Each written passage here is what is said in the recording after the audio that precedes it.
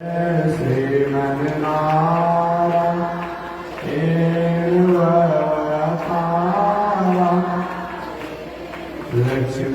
नारायण नारायण नारायण लक्ष्मी नारायण नारायण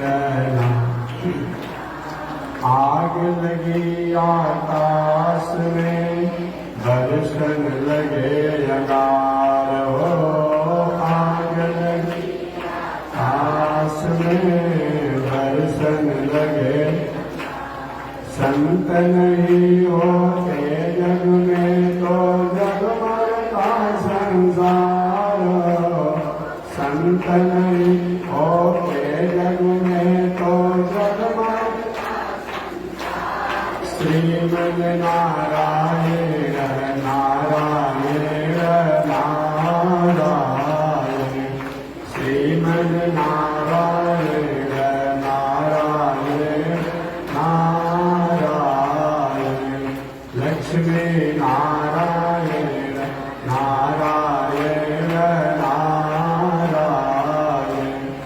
लक्ष्मी नारायण नारायण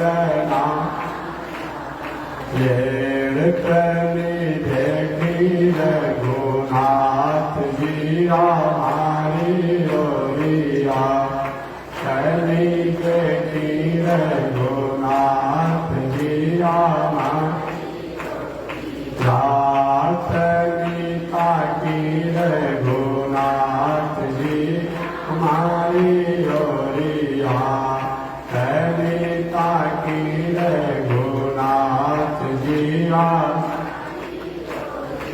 बगसर में आके रहुआ हर काक्य मरनी बगसर में आके रहुआ हर काक्य मर गौतम नारी अहिल्या के तरनी गौतम नारी अहिल्या के तरन देखी रघुनाथ जी हमारी ओरिया कली देखी रघुनाथ जी हमारी ओरिया कली ताकी रघुनाथ जी हमारी ओरिया कली ताकी रघुनाथ जी हमारी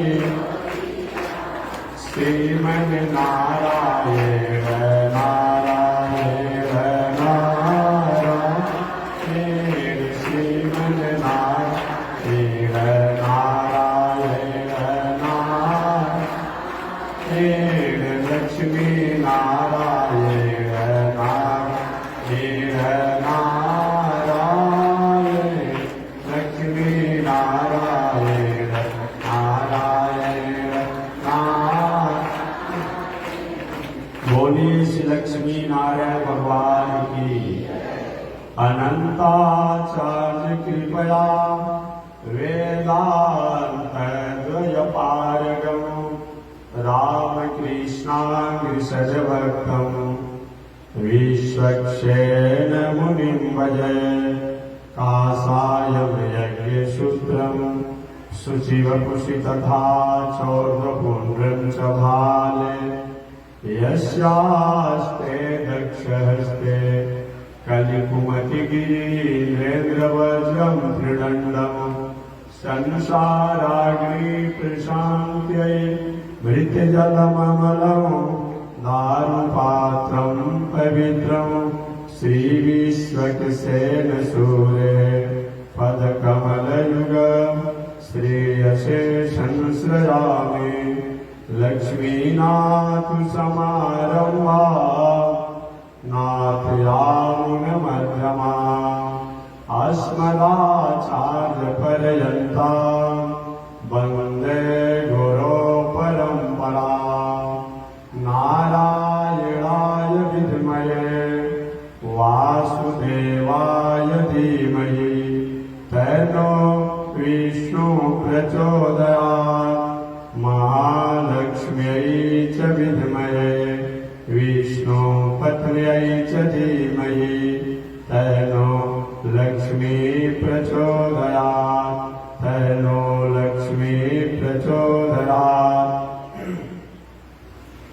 परमाराध्य श्री लक्ष्मी नारायण भगवान नित्य वंदनीय पूज्य गुरुदेव श्री त्रिदंडी स्वामी जी महाराज के जुगल चरणों में कोटिशः नमन।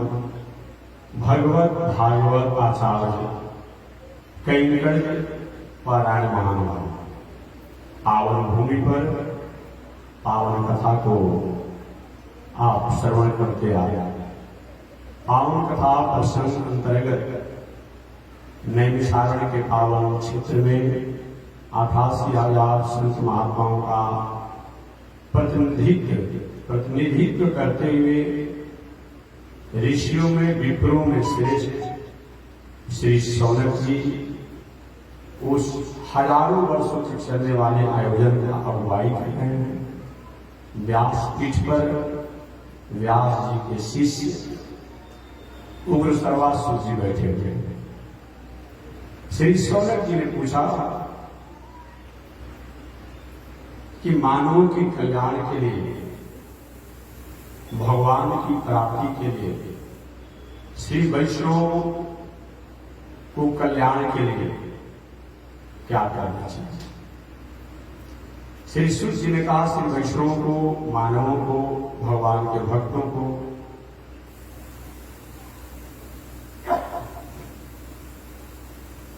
शरणागति करनी चाहिए, प्रपत्ति करनी चाहिए। शरणागति प्रपत्ति के द्वारा परमात्मा को जैसे प्रसन्न किया जा सकता है और कोई साधन नहीं है। शरणागति का फल है, चाहे वह धनु जी हो, चाहे वह प्रहलाद जी हो, चाहे वह नारद जी हो, इन लोगों ने भगवान की कृपा को प्राप्त किया। शरणागति का ही फल है, चाहे सजना कसाई हो, चाहे आयामिल हो, ऐसे लोगों ने भी अपना मंगल प्राप्त किया है। शरणागति का ही फल है कि चाहे सबरी हो, चाहे कुब्जा हो, आप कल्याण को प्राप्त किया। शरणागति का ही फल है वर्तमान समय में, चाहे मीरा हो, चाहे रसखान हो, चाहे रहीम हो, चाहे कबीर हो, चाहे सूरदास हो, चाहे तुलसीदास हो, भगवत पाद रामानुजाचार्य को शरणागति के आचार्य ही कहे जाते हैं। ये सब लोगों ने परमात्मा को प्रसन्न किया। शरणागति का मतलब कि हमारे पास साधन संसाधन रहेंगे, व्यवस्थाएं रहेंगी, सुविधाएं रहेंगी, परिवार पत्नी बाल बच्चों की मर्यादा रहेगा। हर वस्तु को, हर व्यवस्था को, हर व्यवहार को भगवान से संबंध जोड़ करके उस वस्तु का, व्यवस्था का, व्यवहार का उपयोग करना, सदुपयोग करना, इसका नाम का है शरणागति। इसी शरणागति मंत्र को भगवत पाद रामानुजाचार्य स्वामी जी ने संदेश देकर के, नारायण मंत्र का उपदेश देकर के, मूल मंत्र का उपदेश देकर के मानव का कल्याण किया। वही वो नारायण मंत्र है जो सृष्टि के प्रारंभ में जो नारायण इस दुनिया को प्रकट करते हैं, पालन करते हैं, संहार करते हैं और मोक्ष करते हैं। वो नारायण से पहले दुनिया में कोई था नहीं, और अंत में महाप्रलय होता है तो कोई बचता नहीं। और अवतार शब्द का अर्थ ही होता है कि अवतरती थी अवतारा। अवतार में क्या होता है? आप छत पर चढ़े हैं सीढ़ी से, उन छत से नीचे उतर गए। कोई काम लेकर आपने छत पर चढ़े हैं, कहीं पुल पर चढ़े हैं, कहीं पेड़ पर चढ़े हैं, कहीं पहाड़ पर चढ़े हैं, फिर आवश्यकता अनुसार आप नीचे भी उतरते हैं। अवतार का मतलब ये होता है जो अपने स्टेटस से, अपने मौलिकता से, अपनी वजूद से, प्रतिभा से थोड़ा सा उतर करके और प्राणियों का उद्धार करे, कल्याण करे, उसका नाम क्या है? अवतार है। अवतरित की अवतार।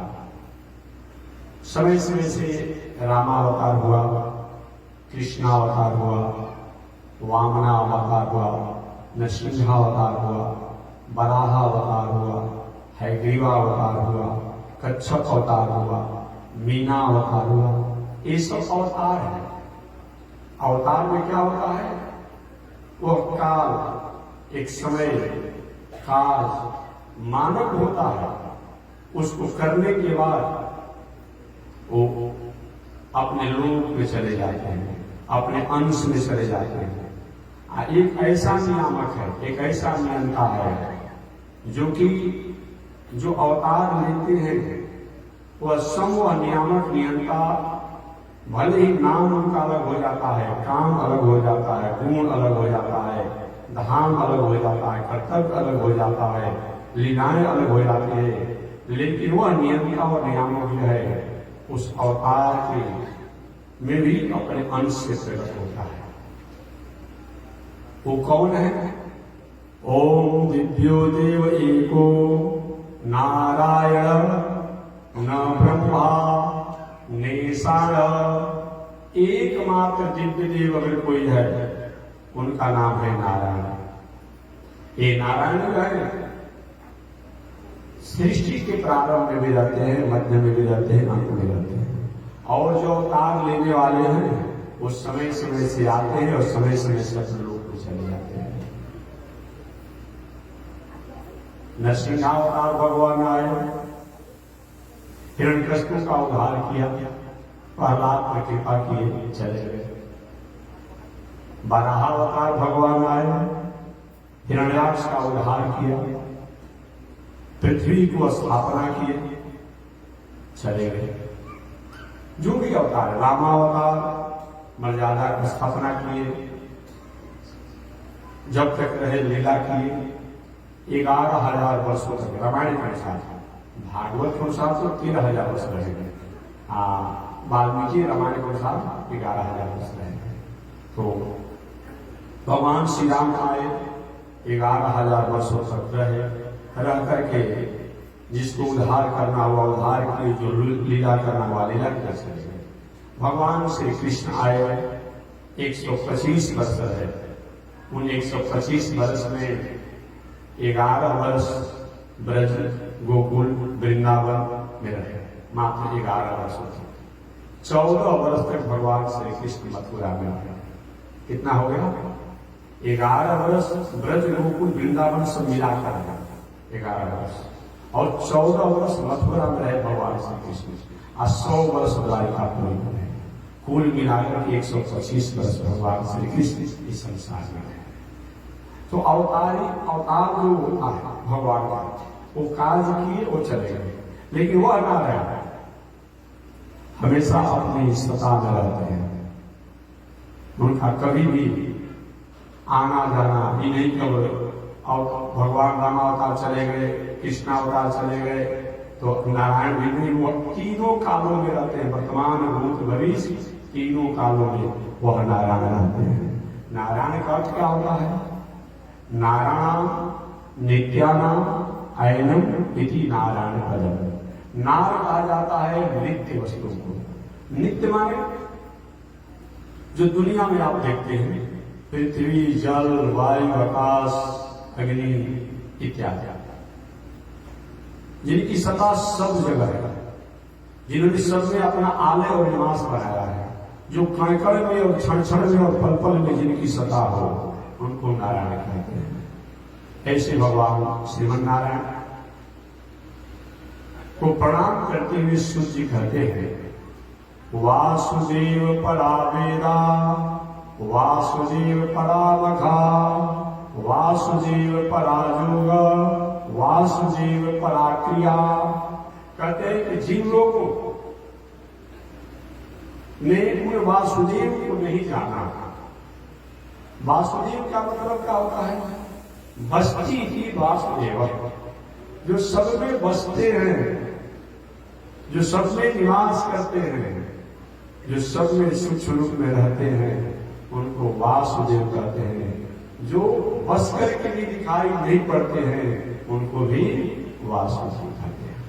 तो वासुदेव परा वेदा, अगर कोई बहुत बड़ा ज्ञानी बन जाए, विद्वान बन जाए, वेदों का जानकार बन जाए, परंतु को वासुदेव, वह नारायण से, वह भगवान से, वह विष्णु से, वह राम से, वह कृष्ण से, वह वामन से, वह नरसिंह से, अगर उनका संबंध नहीं है, उनको उन्होंने नहीं जाना, तो उनको जप करने का कोई बहुत बड़ा मतलब नहीं है। ये मैं नहीं कहता हूं, श्रीमद् भागवत महापुराण में आपने पढ़ा होगा या कभी सुने होंगे, वे कथा प्रसंग समाज में मैं भी निवेदन करूंगा।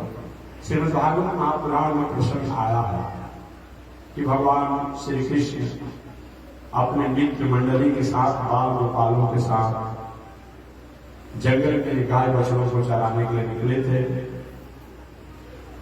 गाय चरते चरते बहुत दूर चली गई।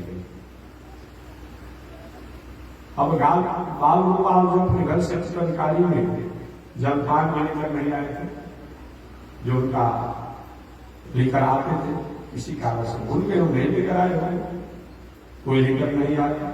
गाय बहुत आगे बढ़ गई। गाय जब आगे बढ़ गई, बाल गोपालों ने गए लाला, भगवान श्री कृष्ण को छोटी अवस्था में 6 से 8 वर्ष की अवस्था है। मित्र तो मित्र होता है। अच्छा, कोई न्यायाधीश, जिला न्यायाधीश बन जाए और हाई कोर्ट के न्यायाधीश भी बन जाए और सुप्रीम कोर्ट के न्यायाधीश बन जाए, लेकिन जब घर वाला व्यक्ति में हित नाता समझ क्या लगाता है? उनको तो मानता है कि मेरा अमुक रखते हैं, अमुक रखते हैं, अमुक रखते हैं, तो मानता है और मानता है। और भगवान ब्रह्म तो है, कृष्ण ब्रह्म तो है, लेकिन जो मित्र मंडली है वो तो अपना मित्र ही मानता है, क्योंकि वो जानते हैं कि ब्रह्म है, ईश्वर है, परमात्मा है, फिर भी भावना में भूतपूर्व है।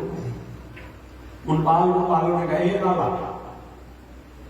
हम लोग भूख लग गया है, अपना हम लोग जलपान लेकर घर से आया नहीं और अपने घर जा नहीं सकते हैं, एक बहुत दूर गाय चलते चलते आ गए हैं, हम भूख से व्याकुल हैं, कोई व्यवस्था करो ना। भगवान की जब तुमने घर से जलपान लेकर नहीं गया तो हम क्या व्यवस्था करें? तुमको लेकर आना चाहिए ना। नहीं दादा, तुम्हारा लंबा हाथ है, भले ही देखने में छोटे हो, लेकिन बुद्धि की शक्ति के बहुत बड़ी बुद्धि हो, व्यवस्था करो।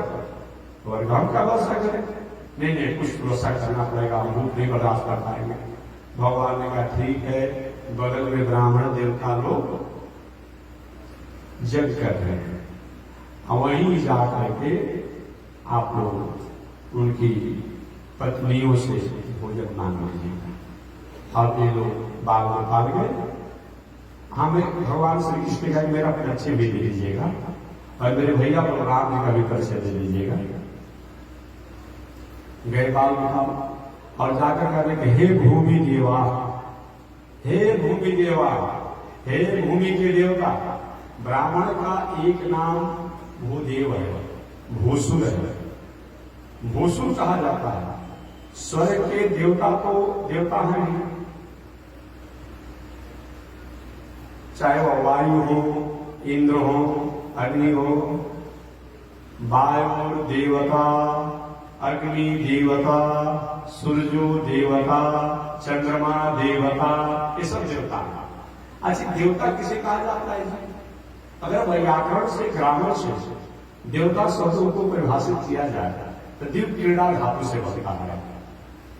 जिनके कर्म और व्यवहार, जिनके यजन करने से, जिनके पूजन करने से, जिनका चिंतन करने से प्राणियों को मंगल होता है, उपकार होता है, उन्हीं का नाम तो देवता है। दिव्य क्रीड़ा धातु से लीला, ये सब देवता हैं। वायु देवता, सूर्यो देवता, चंद्रमा देवता, अग्नि देवता। हालांकि आपकी भाषा में कुछ देवी कह सकते हैं, आप लोग के साहित्य, हिंदी साहित्य में कहते हैं आग जल रही है, यही हम लोग करते हैं हिंदी साहित्य में। लेकिन हमारा जो संस्कृत शास्त्र है उसके अनुसार ये अग्नि जो है पुलिंग है। आप कहते आग जल रही है, कहते हैं तो ठीक है, आग जल रही तो आग का स्त्रीलिंग क्या होगा?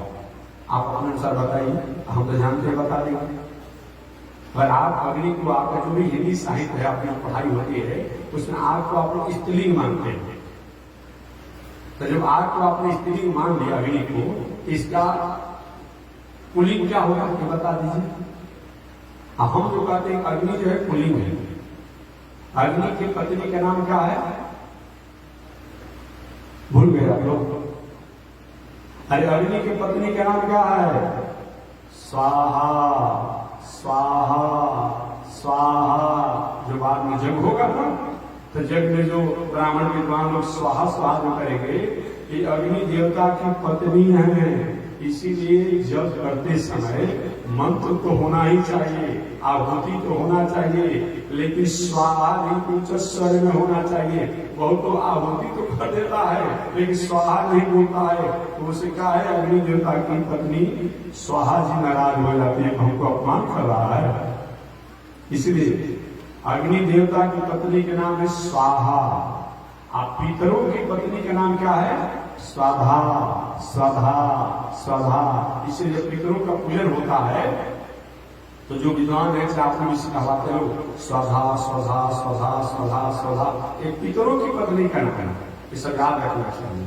तो हमारे साहित्य के अनुसार तो सही संस्कृत साहित्य के अनुसार तो अग्नि पुल्लिंग, अग्नि की पत्नी का नाम है स्वाहा। अब आप लोग अग्नि को स्त्रीलिंग करते हैं हिंदी साहित्य के अनुसार, अब उसका पुल्लिंग क्या होगा आप लोग समझ कर हमको बताइए क्या पुल्लिंग उसका होगा। तो मैं निवेदन करना चाह रहा हूं, ये सब देवता है, इनके उपकार को हम भूल नहीं सकते हैं। ये देखिए ये वरुण देवता है, हम लोग परेशान थे थोड़ा गर्मी से और कितना प्रतिकूलता थे, लेकिन देखिए बारिश हो रहा है, आनंद है, ठीक है। आप लोग अपना अपना छाता, अपना चमकीला और जो बरसात से बचने का है आप लेकर आइए, लेकिन होना ही चाहिए। बरसात के समय में बरसात नहीं होगा, गर्मी के समय में गर्मी नहीं होगा, और जाड़ा के समय में जाड़ा नहीं पड़ेगा। कैसा मौसम होना ही चाहिए, बरसात होगा। लेकिन आप अपने रक्षा के लिए कुछ न कुछ लेकर आइए। रोज भीगना अच्छा बात नहीं है, भीगने से शरीर में सर्दी जुकाम होने की संभावना रहेगी। ये सब प्रत्यक्ष है की कृपा से। अगर जल न हो तो कितने प्राणी इसी तरह रह जाएंगे? तो हम ही लोग नहीं, बहुत से प्राणी जो है अन्न से, फल से, फूल से, पौधों से, वृक्षों से, घास फूस से अपने को भरण पोषण करते हैं। तो सबका जो भरण पोषण और मंगल करे वही न देवता होता है। देहात में कोई व्यक्ति अच्छा समाज का काम करता है तो भाई अमुक व्यक्ति देवता है। कोई अच्छा माताएं कोई अच्छा काम, अमुक व्यक्ति देवी है कहा जाता है ना। तो देवता का मतलब जिसका कर्तव्य आचरण कर्म जो है प्राणियों के उपकार में हो, उसी को देवता कहा जाता है। ये सब देवता है। वायु प्रत्यक्ष देवता, सूर्य प्रत्यक्ष देवता, चंद्रमा प्रत्यक्ष देवता, अग्नि प्रत्यक्ष देवता इत्यादि।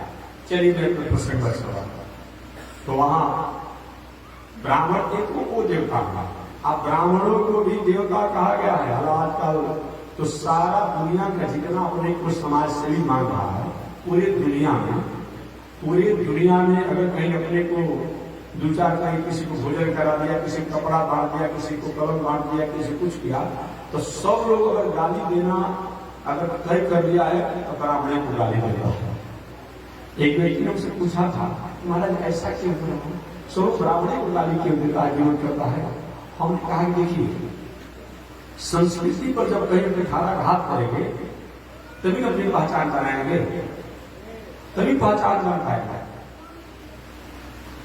घर में जो नालायक व्यक्ति हो, घर में शराबी हो, कबाबी हो, हिरुचि हो, चोर हो, चुहेल हो, कुमार हो, घर में परिवार का कोई सदस्य हो गया, वो कब खाता है, कब आता है, कब जाता है, कोई घर परिवार पर ध्यान देता है, जानता है कोई नालायक आदमी, कोई बातें नहीं करता है। और कोई घर में कमाने वाला व्यक्ति हो, खेती व्यापार नौकरी करके पढ़ा लिखा आदमी, अच्छा घर की बीमारी संभालता हो, और एक दिन कहीं अगर बिना समय से सो करके जग गया, जगना था उसको 5 बजे 4 बजे, और जग गया कहीं 10 बजे 12 बजे, सारा परिवार उससे पूछते अरे कहीं इतना देर क्यों हो गया भाई, क्या तबियत खराब है? अब सब लोग उससे पूछते, जबकि नालायक आदमी जो है रोज 10 बजे 12 बजे सोता है, 2 बजे सोता है, कोई उसको पूछता नहीं है। लेकिन एक लायक आदमी कहीं अगर एक दिन देर करके कहीं सो जाता है, जगता है तो सब पूछते हैं। तो जो है ये ब्राह्मण जो है क्या है,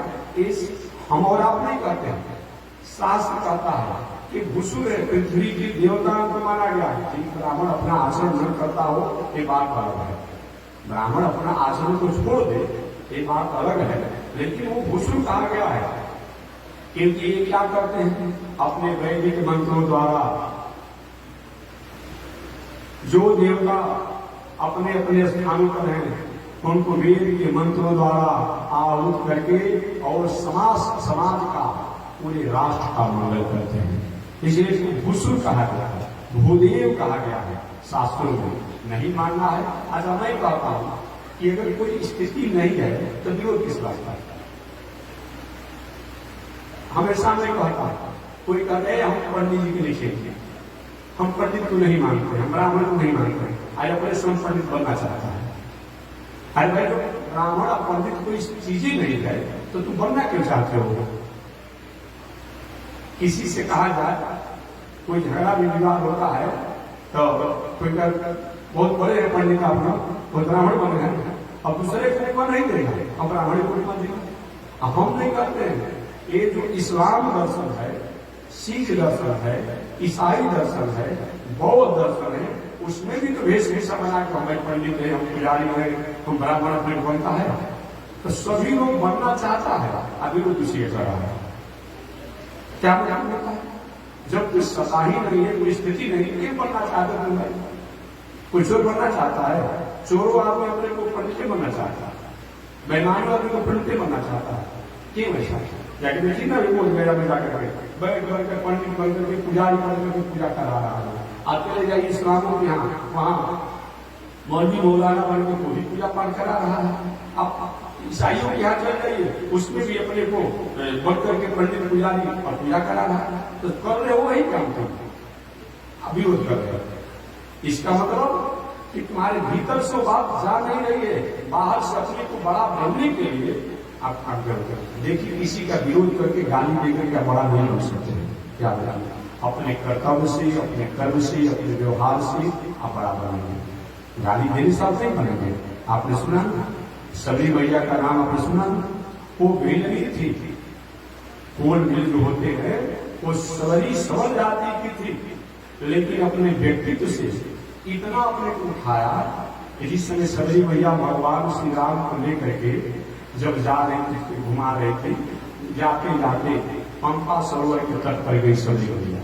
और सबरी मैया जब पंपा सरोवर के तट पर गई, भगवान श्री राम ने कहा सबरी मैया ये पंपा सरोवर का जल खून जैसा क्यों दिखाई पड़ रहा है, इस दुर्गंध क्यों आ रहा है? सबरी मैया रोने लगे, प्रभु आप जान करके अनजान क्यों हो जाते हैं? आप जान करके अनजान क्यों हो जाते हैं? और दुनिया के लोग आपको न पहचान ले तो मैं आपको पहचान क्यों? मेरे गुरुदेव ने कहा था सबरी तुम राम राम का, तेरे घर राम आएंगे, वही राम है जो नारायण साक्षात त्रेता जो में रामावतार रूप में दशरथ नंदन मन के जंगल में घूम रहे हैं। और प्रभु आप अनजान हो गए, नहीं बताओ। मानुष सबरी द्वारा उस पंपा सरोवर की महिमा को और प्रतिपादित करने के लिए भगवान श्री राम ने पूछा।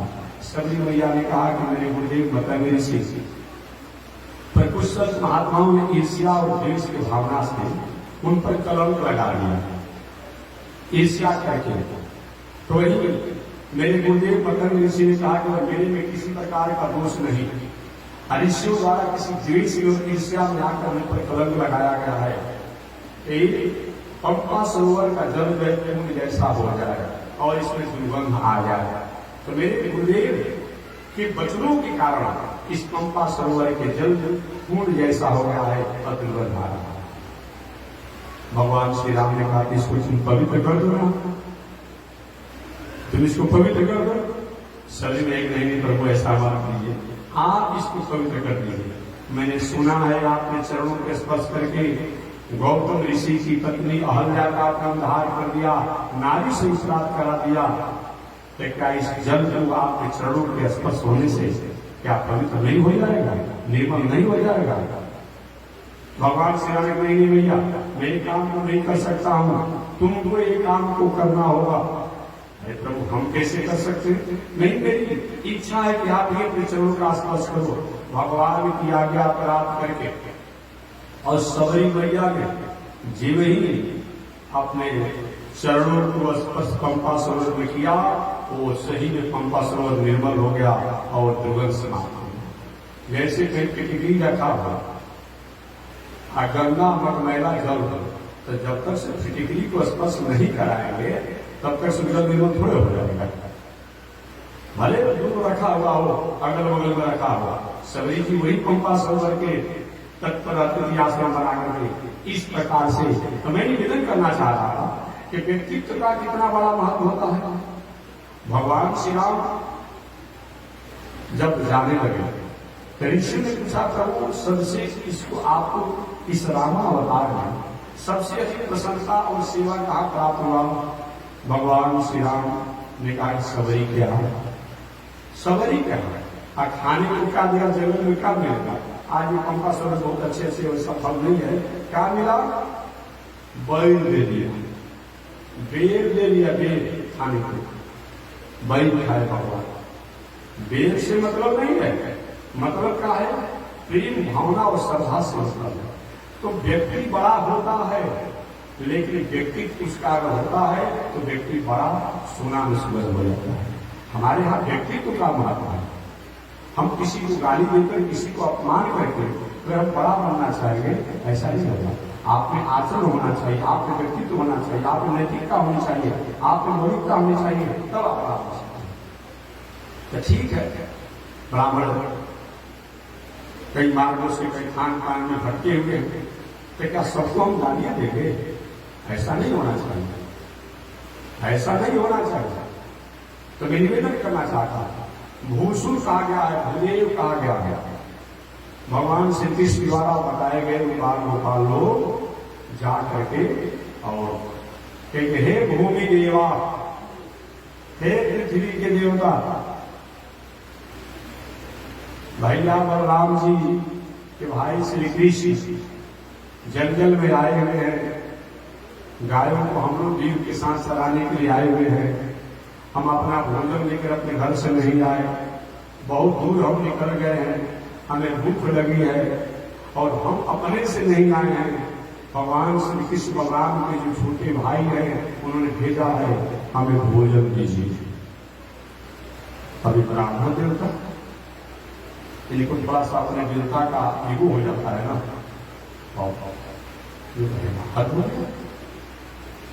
एक बारिया गाय चराने वाले हमसे भोजन मांग रहे, बोल तो सकते थे नहीं, मंत्र बोल रहे थे ना, सहस्रशिखा पुरुष सहस्त्राक्ष सहस्त्रपाद इत्यादि कर रहे, बोल तो नहीं सकते।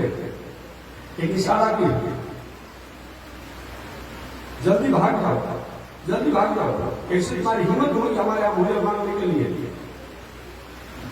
बालक लौट गए कि प्रभु आपने विदा किया था भोजन लाने के लिए, वो तो देखिए कि हम लोग नाराज हो गए और इशारा कि जल्दी भागो, जल्दी भागो, जल्दी भागो। भगवान कहाँ गए थे आप लोग? कि आपने राजविदा किया था, जो ब्राह्मण जप कर रहे थे। भगवान ने कहा हम ब्राह्मण के पास थोड़े विदा किया थे, हमने कहा कि ब्राह्मण की पत्नियों के पास जाकर मांगिए।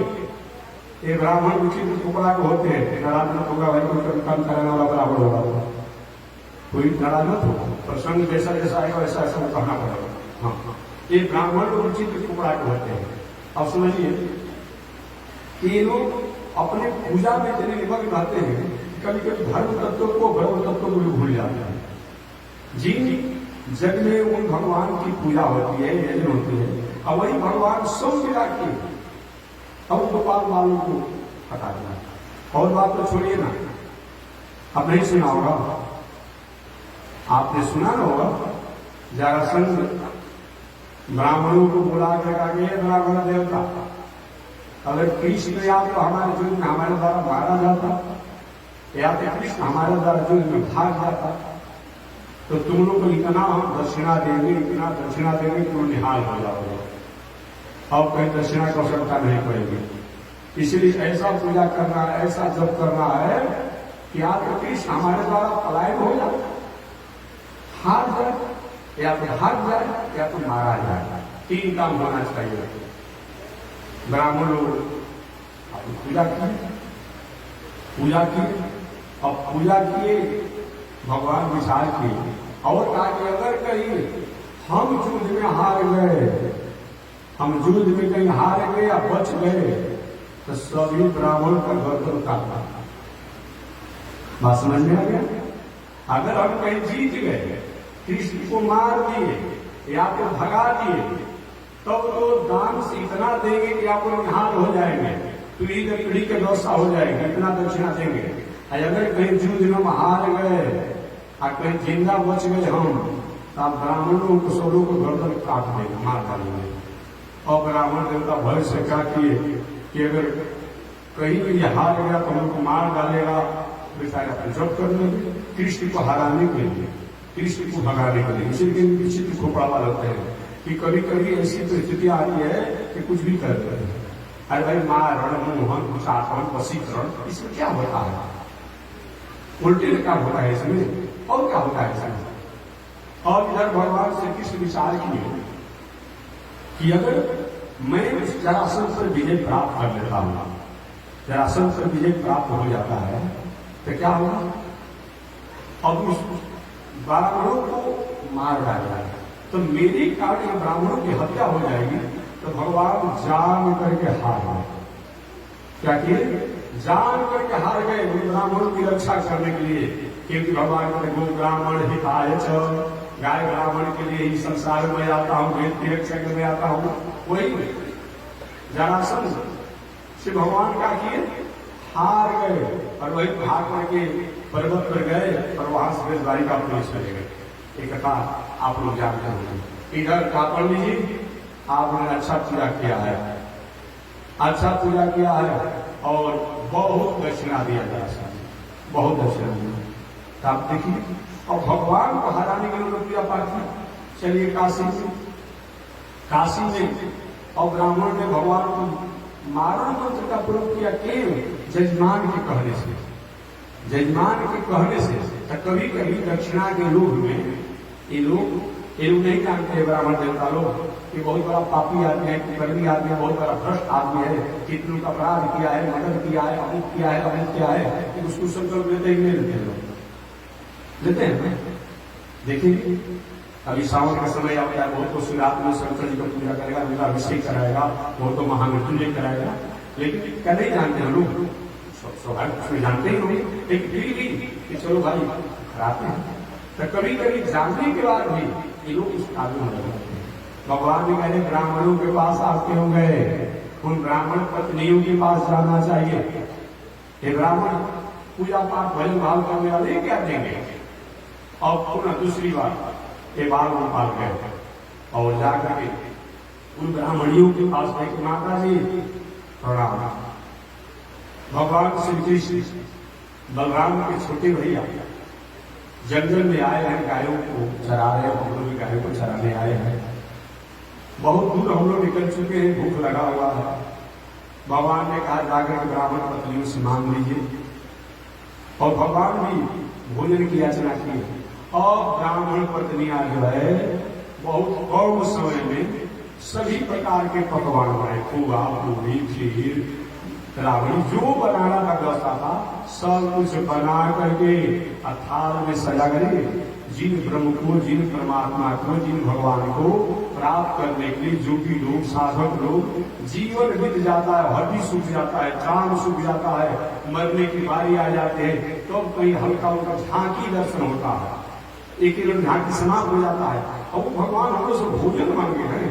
और ब्राह्मण की पत्नियां अपने अपने थाल में भोजन सजा करके और लेकर के जाने लगी।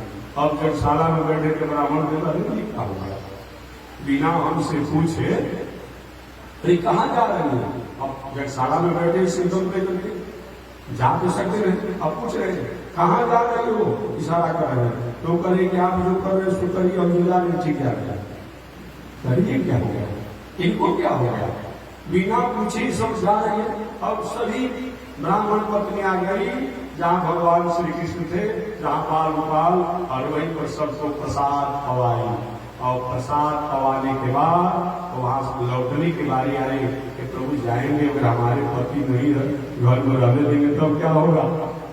भगवान के नहीं, जब हमसे संबंध हो जाता है तब वो व्यक्ति विरोधी भी प्रेमी बन जाता। तो जाइए, आपको पति और समय से अधिक मानेंगे, वही लौट करके आई।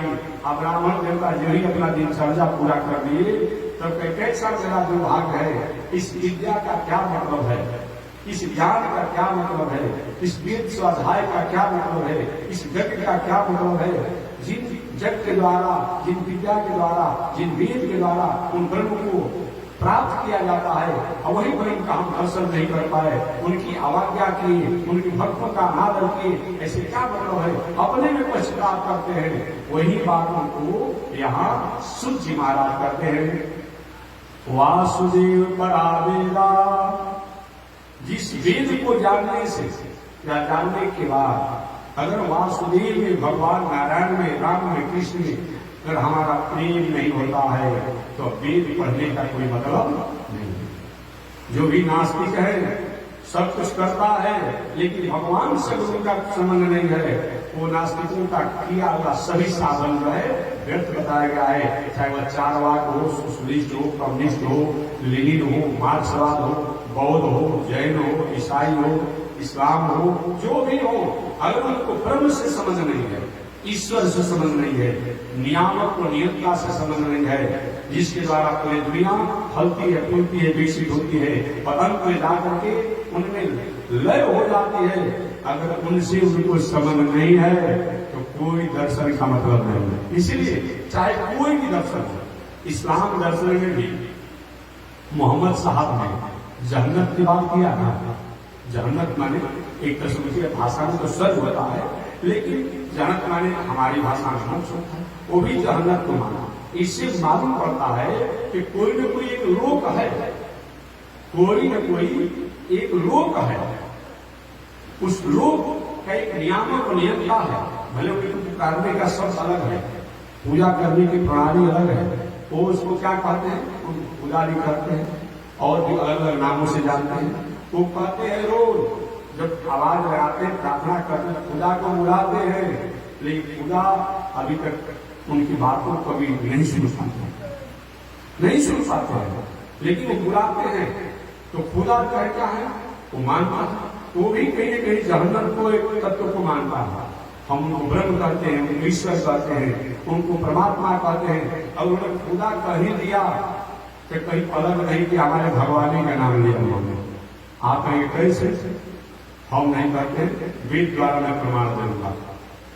यजुर्वेद के मादनी शाखा के 40वां अध्याय में लिखा हुआ है खम ब्रह्म।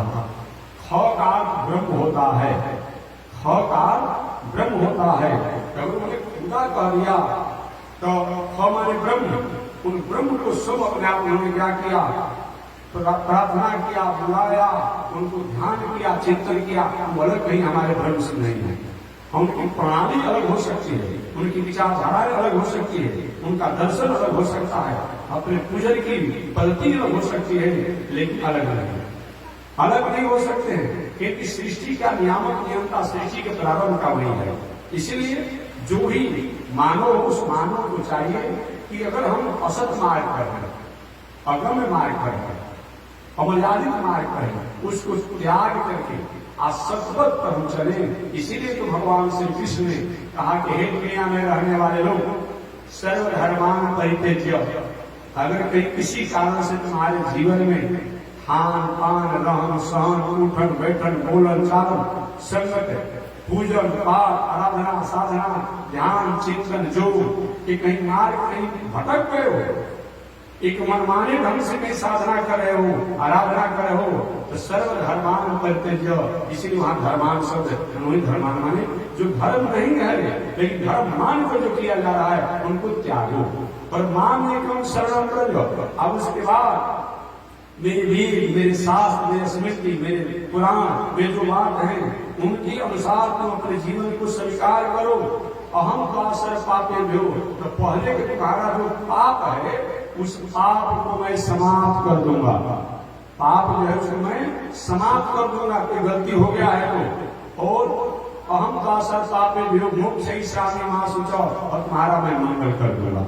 इसीलिए जिस वेद के स्वाध्याय के द्वारा ब्रह्म परमात्मा और ईश्वर में हमारे विधान नहीं हो, हमारी निष्ठा नहीं हो, वह वेद का कोई मतलब नहीं है। वासुदेव परावेदा वासुदेव परामखा, जिस जग के द्वारा उन वासुदेव को नहीं जाना जाए तो कोई जग का मतलब नहीं है। और पावन जग को लंकेश रावण भी कर रहा था, और पावन जग को तो कंस ने किया, और पावन जग को और भी लोगों ने किया, हिरण्याक्ष हिरण्यकशिपु ने किया। इससे क्या हुआ? जिस जग के द्वारा उन वासुदेव की जजन नहीं किया गया, पूजन नहीं किया गया, तो कोई मतलब नहीं होता है। जग का मतलब होता है भगवान श्रीमन नारायण, जग का मतलब होता है वेद।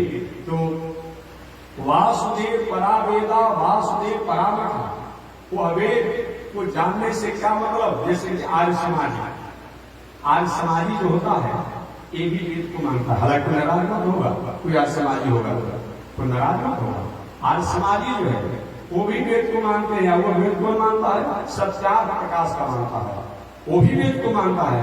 लेकिन उस वेद को मानने से क्या मतलब?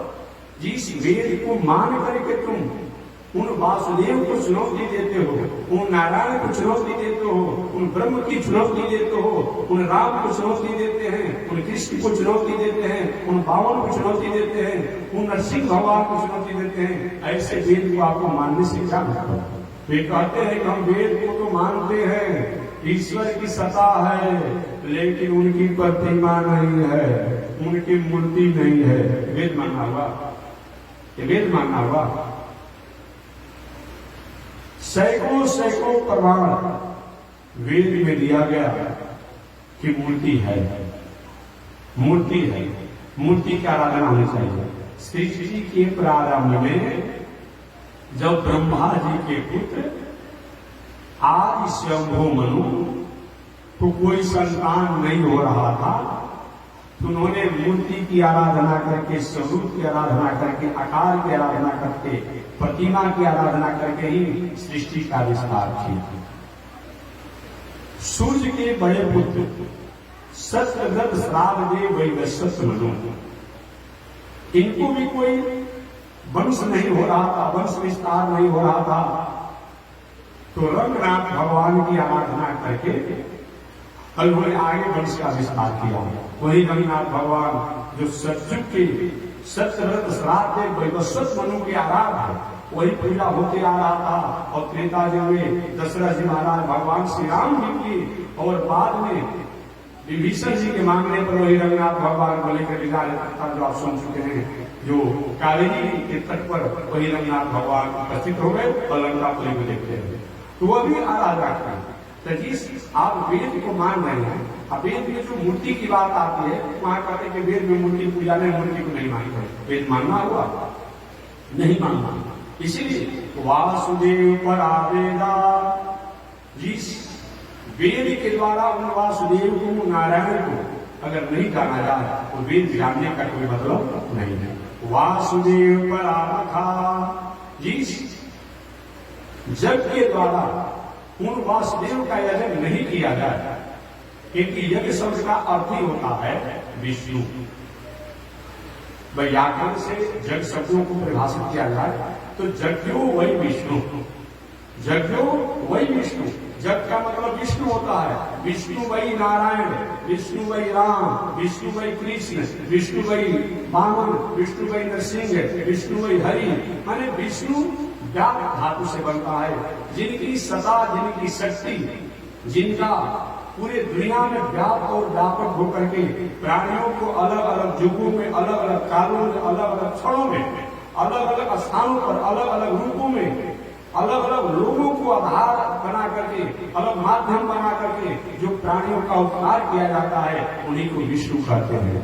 तो जो वासुदेव पराबखा, अगर वह जग इस जग में उन वासुदेव को अजर नहीं किया जाए, भगवान श्रीमन नारायण को अजर नहीं किया जाए, वो जग का मतलब कोई नहीं है।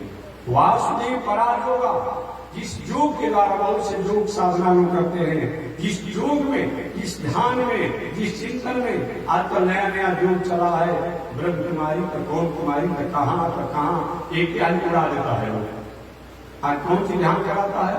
कहा तो धुआं का ध्यान करिए, तो जीरो का ध्यान करिए। अरे भाई, हमारे भगवान के जो स्वरूप है और उसका नकार करके तो धुआं का ध्यान कराता है, जीरो का ध्यान कराता है? नहीं, जिस योग के द्वारा उन वासुदेव को नहीं जाना जाए, नहीं चिंतन किया जाए, उन नारायण को नहीं चिंतन किया जाए, नहीं जाना जाए, उस योग का कोई मतलब नहीं होता। और वासुदेव पराक्रिया, और वह कर्मकांड का क्या मतलब? जिस कर्मकांड के माध्यम से उन भगवान नारायण को जन्म नहीं किया जाए। और नया परंपरा में अभी मैं था औरंगाबाद जिला में कुछ दिन पर, तो 6 महीना हो गया होगा था, जब हम लोग का आयोजन था, बगल में किसी का विवाह हो रहा था, और आज के एक समाज से किसी नेताओं के, समाज सुधारकों के और नाम से सब पूजा कर रहा था। और बताइए, इतना आपको कृष्ण, इतना दुराग्रह, ये बताइए कोई मतलब होता है? सब उसी से किया। नहीं, आप देखिए, आप अपना जीवन समाज सुधारक, समाज सेवी, समाज सुधारक हो सकते हैं, समाज सेवी हो सकते हैं, न कि कोई अपने आप में जो हमारे क्रिया और जो और इस प्रकार के वो कर्मकांड के मंत्र किए वो कहीं एजेंट के द्वारा अधिकारी नहीं हो सकते। लेकिन आज नहीं चल रहा है, आज यही चल रहा है कि अपने अपने समाज सेवी लोग क्या है, वो देवता मानकर उन्हीं के नाम से सब कर रहा है। कोई रुकने नहीं जाएगा, कौन आपको रुकेगा भाई? लेकिन नहीं, जिस क्रिया के द्वारा, जिस कर्मकांड के द्वारा उन वासुदेव, उन नारायण, उन भगवान से अगर हमारा संबंध नहीं है, उस कर्मकांड का, उस क्रिया का कोई मतलब नहीं है। अब बताइए, सूर्य जैसे संत ये बात करते हैं, हम लोग नहीं मानते। ये सूर्य है कौन भाई? ये सूर्य कौन है? ये हमारा भारतीय दर्शन सबका आदर करता है, उन्हें नहीं करेगा। ये सूर्य पंडित जी नहीं है, याद रखिएगा। ये सूर्य ब्राह्मण नहीं है, क्षत्रिय नहीं है, वैश्य नहीं है, और दास भी नहीं है। चौथा जो दास कहा जाता है अपनी भाषा में शुद्ध कह देते हैं, लेकिन दास हमारे यहाँ कहा गया है, हमारे यहाँ दास कहा जाता है। 4 हम लोग बताया गया। ये कुछ नहीं थे, ये क्या थे? कहीं किसी माता पिता के चंचल भटकाव से जन्म लिए सूर्य हैं। अब बात समझिए, मैं मूल भाषा बता दिया। माता पिता के चंचल व्यवहार और चंचल भटकाव से जिनका जन्म हुआ वो सूर्य हैं। वो किसी में नहीं आते हैं, लेकिन उनमें गुण है, उनमें व्यक्तित्व है। तो उन व्यक्तित्व के चलते, उनमें गुण के चलते क्या हुआ? उनको व्यास नदी पर बैठा करके अब उनके द्वारा कथा सुना जा रहा है।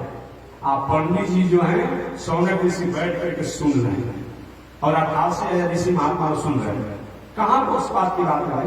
लेकिन लोग क्या उल्टा समझाता है, और उल्टा पलटा सब समझाना सब करता है। नहीं, आप पढ़िए ईश्वर जी कौन है। ऐसे इसलिए व्यक्ति बड़ा होता है, लेकिन व्यक्तित्व जितना बड़ा होता है उतना व्यक्ति बड़ा नहीं है। तो जिस जग के द्वारा, इस वेद स्वाध्याय के द्वारा, जिस योग के द्वारा, जिस कर्मकांड के द्वारा अगर सत्य और उन परमात्मा, उन ब्रह्म से अगर हमारा संबंध नहीं है तो इसका कोई मतलब नहीं होता है। आगे श्री सूर्य जी कहते हैं कि ऋषियों, वही वासुदेव का वर्णन, वही श्री कृष्ण का वर्णन इस भागवत महापुराण में किया गया है। ये भागवत महापुराण भक्ति का, ज्ञान का, वैराग्य का, समन्वय पुष्टि का आधार है। इसके द्वारा भक्ति प्राप्त होती है, ज्ञान प्राप्त होता है, वैराग्य प्राप्त होता है, और हमारे जीवन में सात्विकता की वृद्धि आती है। यह श्रीमद् भागवत महापुराण 12 स्कंद है। पहले मैं बता चुका हूं, कि श्रीमद् भागवत महापुराण में 12 स्कंद हैं। स्कंद का मतलब क्या होता है? जैसे रामचरितमानस में कांड कह दिया गया, कहीं सर्ग होता है, इसमें स्कंद है। तो एक है श्रीमद् भागवत महापुराण में 12 स्कंद हैं और 335 अध्याय है, 18,000 श्लोक है। तो श्रीमद् भागवत महापुराण का प्रथम स्कंद जो है, पहला स्कंद जो है वो अधिकार लीला है। अधिकार लीला का मतलब इस स्कंद में मानव को हमारा क्या अधिकार बनता है, इसको इसमें वर्णन किया गया है। श्रीमद् भागवत महापुराण के दूसरे स्कंद में जो है साधना लीला है। मानव जीवन केवल भोग के लिए नहीं आया है, हम साधना के जीवन जीने, ये साधना लीला है।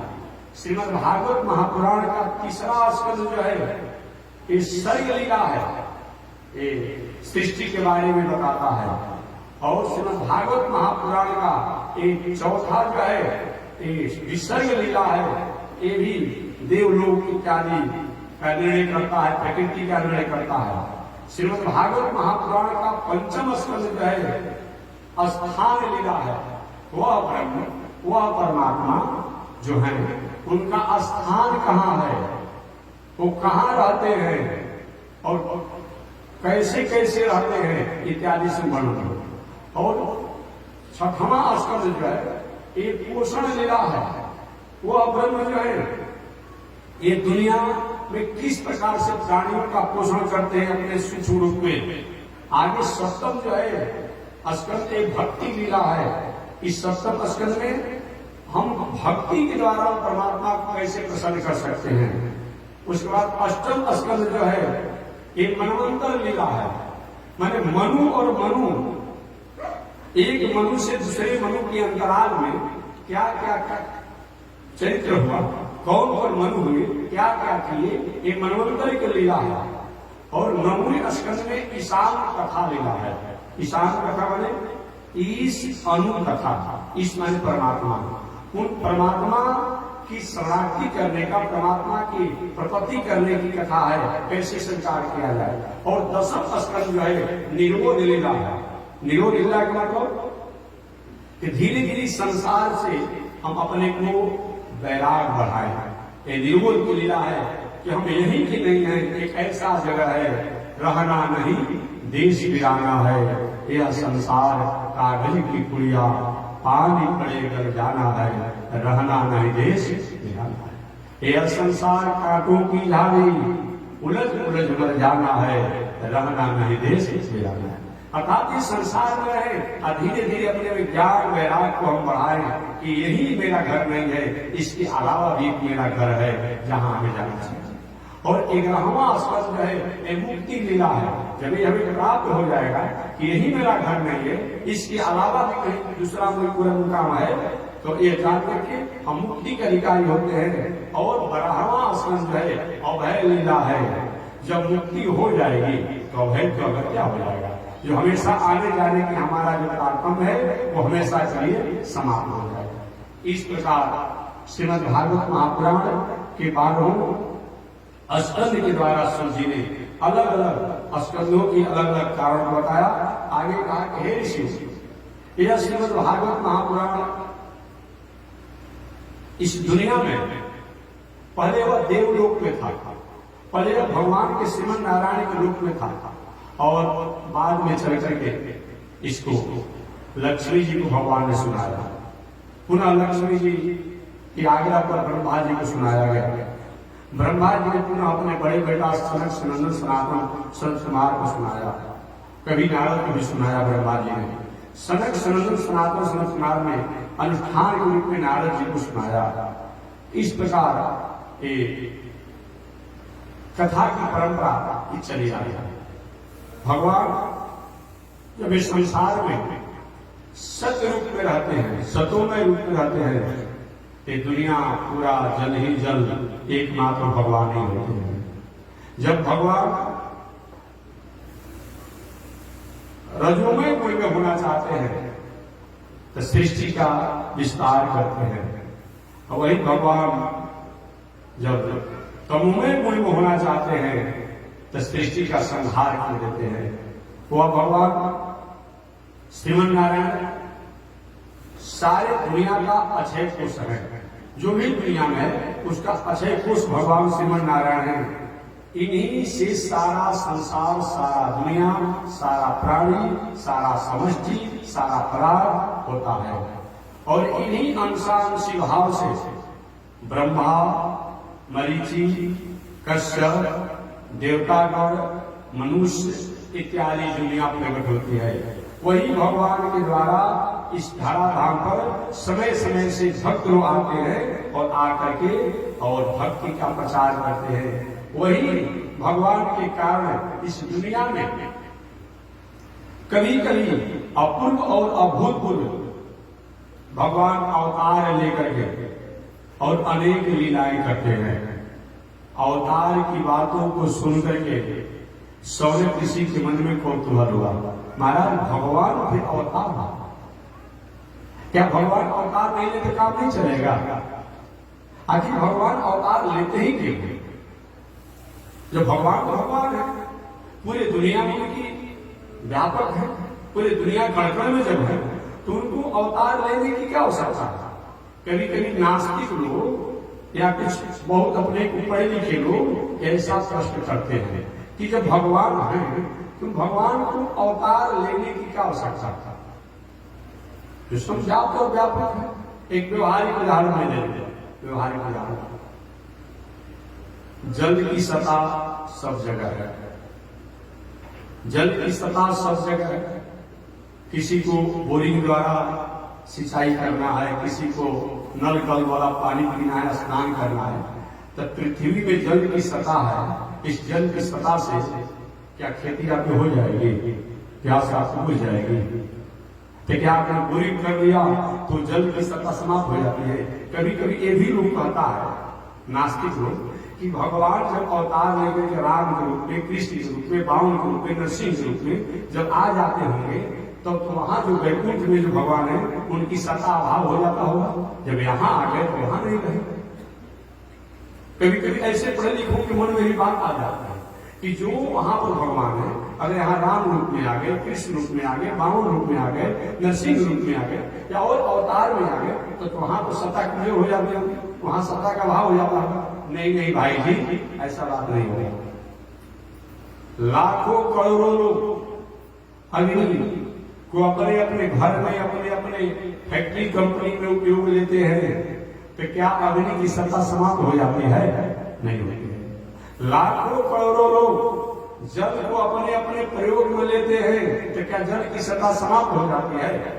लाखों करोड़ों लोग वायु हवा को अपने अपने ट्यूब और टायर और एक उपकरणों में उपयोग लेते हैं तो क्या वायु की सत्ता समाप्त हो जाती है? लाखों करोड़ों लोग सूर्य के ताप को अपने अपने उपकरणों द्वारा उनका प्रयोग में सौर ऊर्जा से लेकर और कार्य में लेते हैं, क्या सूर्य की सत्ता समाप्त हो जाती है? जब उनकी सत्ता समाप्त नहीं होती है तो वह ब्रह्म परमात्मा अगर वहां रहते हुए यहाँ आ जाते हैं एक अंश से, उनकी सत्ता समाप्त कैसे हो जाएगी? कैसे हो जाएगी? इसलिए अब दूसरा प्रश्न होता है कि भगवान जब है ताकि इस दुनिया में अवतार लेने की क्या जरूरत है? वही से सोच सकते हैं। नहीं नहीं, अवतार लेने की आवश्यकता है। सलाई हो, सलाई का तीली हो, लेकिन जब तक घर्षण नहीं किया जाएगा अग्नि की ज्वाला नहीं होगी। अग्नि की सत्ता सब जगह है, लकड़ी में है, मिट्टी में है, सब जगह है। तो क्या आप भूले पका लेंगे? नहीं पकाएंगे। उसके लिए तो उपकरण की आवश्यकता है। तो जो भक्त अरमान कर लिए हैं कि अभी तो राम जी को बेर खिलाना है, किसी ने तय करे कि हम तो भगवान को हमें साग खिलाना है, वो अरमान कैसे पूरा होगा? वो वैकुंठ में रहेंगे पूरा होगा? नहीं होगा।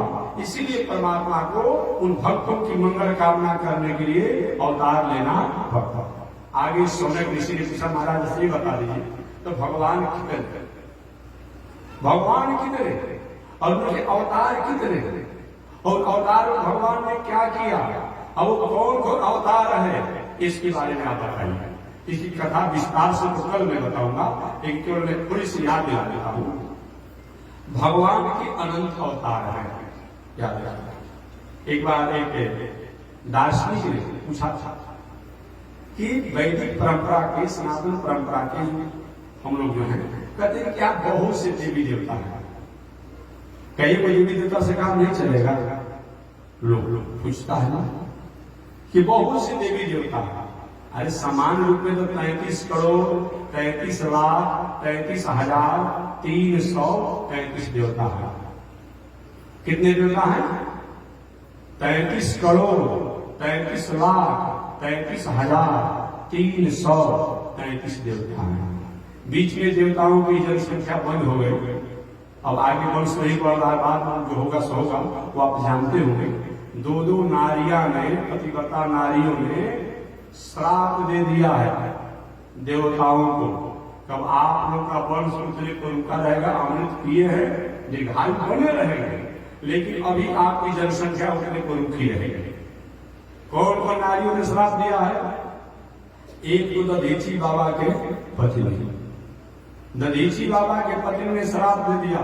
आप जानते होंगे जब वो राक्षस था महाबलशाली, जब नहीं बल हो रहा था तो हुआ कि सब लोग ब्रह्मा जी के पास गए। ब्रह्मा जी भैया मैं कुछ करूंगा नहीं, अब दूसरा उपाय सोचिए। तब लोग गए शंकर जी के पास, बाबा आप कुछ की, हम भी कुछ नहीं करेंगे, हम साधना करें। तो सब लोग विष्णु भगवान के पास गए, प्रभु अब आप कृपा किए, हम देवता मारे मारे फिर रहे हैं। भगवान ने कहा हम भी कुछ नहीं करेंगे। तो प्रभु हम कहाँ जाएंगे? ब्रह्मा जी कहते कुछ करवे नहीं करेंगे, शंकर जी कहते कुछ करवे नहीं करेंगे, अब विष्णु नारायण कहते कुछ करवे नहीं करेंगे। भगवान ने कहा देखो देवताओं, जब तुम लोग आए होते उपाय में बता देता हूँ। दधीची बाबा बहुत बड़ा तपस्या साधना किए, और तपस्या साधना करने के कारण उनका हड्डी जो है वो वज्र के समान हो गया है।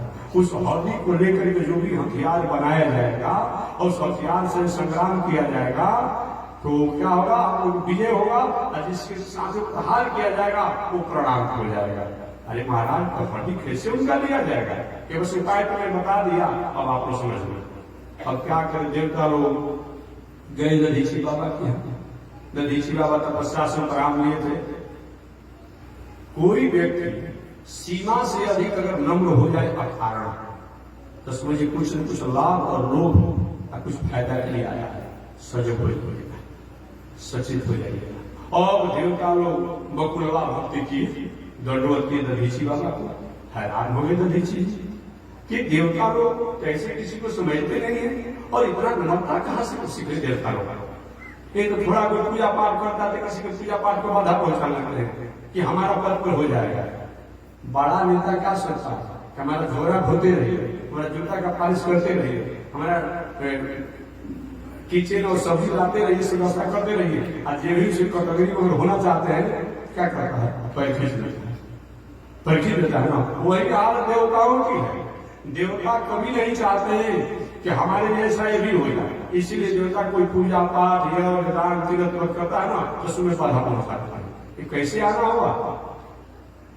देवताओं ने कहा अगर दूसरे की परिस्थिति पर कोई विचार करें तो कोई ना नहीं कर सकता है, और देने वाले की परिस्थिति पर विचार करें उसे मान भी नहीं सकता। अच्छा ये वेदांत के वाक्य कहां से आप लोग सीखे? क्या कहना चाहते हैं कि महाराज हम परेशान हैं राक्षसों द्वारा, तो आप अपना हड्डी दे देते तो हम लोग हथियार बनाते, हथियार बनाकर युद्ध करते, हम लोग विजय हो जाते। दधीची बाबा ने कहा हे देवताओं, तो अभी भी स्वास्थ्य गया नहीं, और बताओ बड़ा ये प्राण हड्डी तो कब मिलेगा जब मृत्यु को प्राप्त करूंगा, प्राण जब समाप्त होगा। भला तो इस संसार में मरना चाहता है? एक हम नहीं कहे, ये भगवान विष्णु ने हमें भेजा है, भगवान विष्णु ने हमें आपके पास भेजा है। दधीची बाबा ने कहा साक्षात विष्णु भी अगर आए वाला प्राण देने कैसी होता है? क्या देने कैसी होता है? देवता लोग उदास हो गए।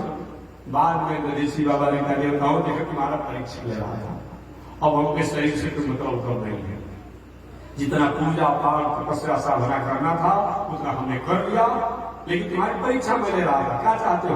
महाराज आपका हड्डी चाहते हैं कि ठीक है मैं समाधि में बैठ जाता हूँ, प्राण को बाहर निकाल देता हूँ और हमारे शरीर में दही और लवण लगा करके और गायों से चकरा करके और हमारे हड्डी को ले लेना। ठीक है महाराज समाधि में बैठे दधीची बाबा, और दधीची बाबा जब समाधि में बैठे तो तो दही और लौड़ पूरे उनके शरीर में लगाया गया था ऋषि बाबा के। गाय आकर के चाट चाट करके समाप्त किया और हड्डी को लेकर के और उसी से वज्र इत्यादि बहुत हथियार बना, जो संग्राम में वो विजय को प्राप्त किए ये देवता का। जब ऋषि बाबा की पत्नी को पता चला कि मेरे पति को देवताओं ने भावना में बुलवा करके और मार डाला, तो जाओ देवताओं, जैसे मेरे वंश की परंपरा को आगे चलने पर आपने बाधा पहुंचा दिया, रोक लगा दिया, आप देवताओं का भी आगे चलकर वंश आगे नहीं बढ़ेगा। भले तुम्हारी पत्नी रहेगी लेकिन वंश आगे नहीं बढ़ेगा।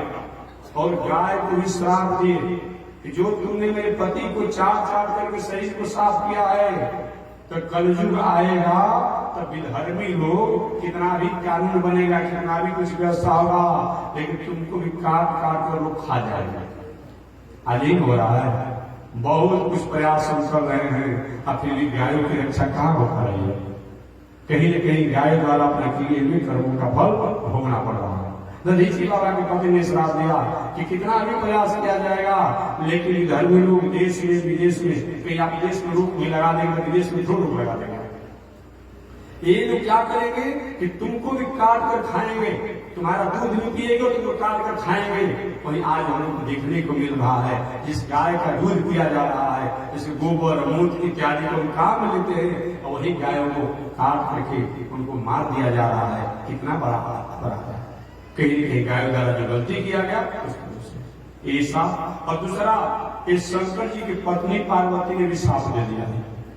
आपने सुना ही होगा, एक राक्षस बहुत बड़ा बलशाली था, बलशाली राक्षस था, वो मरने वाला था नहीं, तो वह शंकर जी संकल्प ले लेंगे कि ब्रह्मचारी हम बन जाएंगे, अब तो उनके द्वारा हो सकता है हमारा वर।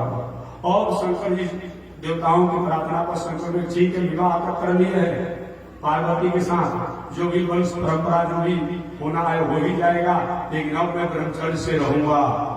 ये समाचार जब पार्वती जी को मिला तो पार्वती ने कहा, देवताओं तुम्हारी बुद्धि ओझ है, जैसे मेरे वंश को तुमने रोक दिया तो तुम्हारा भी वंश हमेशा हमेशा के लिए रुक जाएगा। वही पार्वती और ऋषि बाबा की पत्नी दो दो नारियों के साथ के कारण देवताओं की जनसंख्या जहां पर है वहीं पर रुकी हुई। कितना देवताओं की जनसंख्या है? 33 करोड़ 33 लाख 33,333 देवता है। अभी बढ़ने की उम्मीद नहीं है। अब हम भारतवासियों की जनसंख्या कितनी है? अरे जीके पढ़े हैं ना, गवर्नमेंट के जीके में तो 1 अरब 30-35 करोड़ बताया जा रहा है, 1 अरब 35 करोड़ बताया जा रहा है, लेकिन सही मायने में अगर बढ़ना से हो तो 1.5 अरब हमारे भारत की जनसंख्या है। बात समझ। और 1.5 अरब जो है आपके एक पड़ोसी जो देश है उसकी जनसंख्या है। कितना हो गया? 1.5 3 अरब। अब बाकी 4 अरब में पूरे दुनिया की जनसंख्या है। तो कुल विश्व की जनसंख्या कितनी है? 7 अरब। पूरे विश्व की जनसंख्या 7 अरब है। उन 7 अरब में से 1.5 अरब हमारे भारत देश का है और 1.5 अरब आपके पड़ोसी देश है उसका है, और 4 अरब में पूरी दुनिया की जनसंख्या है। आप अपने बल को नहीं पहचान पा रहे हैं, ये तो बात आश्चर्य है। और समझिए पूरी दुनिया में जो 7 अरब जनसंख्या है उसमें 1.5 अरब आप हैं, इतनी आपकी है। तो मैं निवेदन करना चाह रहा था कि हमारे सौम्य जी ने पूछा, महाराज भगवान कितने, भगवान का अवतार कितने और उस अवतार में क्या किया कि तो सूर्य के ऋषि भगवान के अनंत अवतार हैं, अनंत अवतार है। लेकिन अनंत अवतारों में 1000 अवतार है। उन्हीं 1000 अवतारों के प्रति विष्णु सहस्त्र नाम है। विष्णु सहस्त्र नाम है। जब 1000 नाम हुआ तो 1000 भगवान का अवतार हो गया ना। विष्णु सहस्त्र नाम है। उन 1000 अवतारों में 108 अवतार प्रसिद्ध है। उन 108 अवतारों में 24 अवतार प्रसिद्ध हैं। उन 24 अवतारों में 10 अवतार प्रसिद्ध हैं। उन 10 अवतारों में 4 अवतार प्रसिद्ध हैं, रामावतार, कृष्णावतार, भगवानावतार, नरसिंहावतार। उन 4 अवतारों में 2 अवतार प्रसिद्ध हैं, रामावतार और कृष्णावतार। रामावतार मर्यादा अवतार, कृष्णावतार कृपावतार। आगे सौनंदिनी का महाराज, तुम 1008 अवतारों में 108 अवतार मुख्य है, उन 108 अवतारों में 24 अवतार मुख्य है। तो 24 अवतार कौन कौन है जिसके द्वारा विशिष्ट प्राणियों का कल्याण हुआ, इस कथा को आप बताएं। तो वही सूत जी महाराज 24 अवतारों के नाम और उनके गुण और उनके द्वारा किए गए उपकारों को बताएंगे। तो शेष चर्चा अगले दिन आज इसी के साथ हमारे विराम एक भगवान श्रीमन्नारायण लक्ष्मी श्रीमन्नारायण लक्ष्मी नारायण श्रीमन्नारायण लक्ष्मी श्रीमन्नारायण नारायण नारायण श्रीमन्नारायण नारायण नारायण। बोलिए श्री लक्ष्मी नारायण भगवान की हरि ओम। शांति शांति शांति।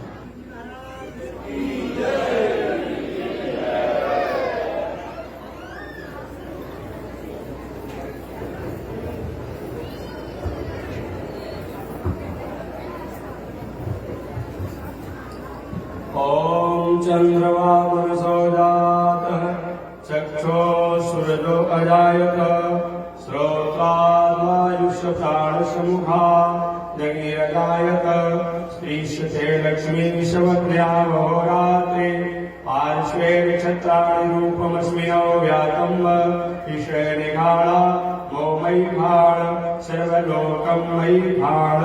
श्री लक्ष्मी नारायण भगवान की जय। विश्व जगदाता श्री त्रिदंडी स्वामी जी महाराज की जय। हरि ओम। शांति शांति शांति।